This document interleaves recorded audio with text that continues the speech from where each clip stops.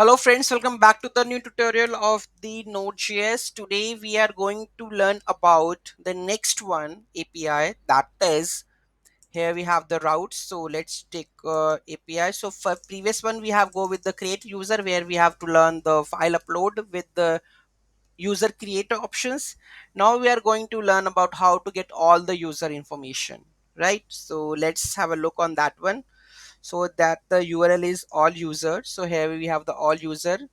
So here all user informations, await user find, then user information, otherwise any issue we are getting on, then 501. So let's have a look on that one.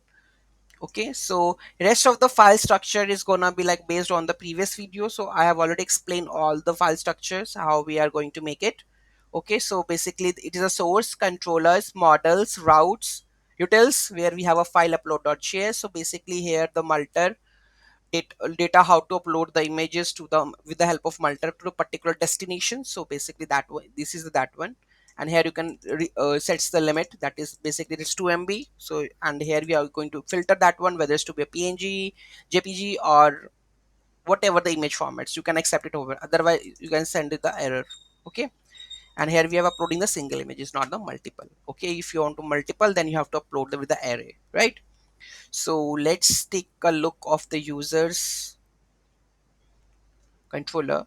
So here we have this one. So here we have getting the all the information of the users with their profile image. Let's have a look. So just we have to write the routes is all user. So here we have the all users.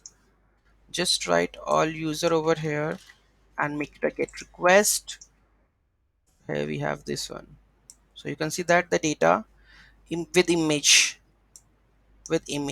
right?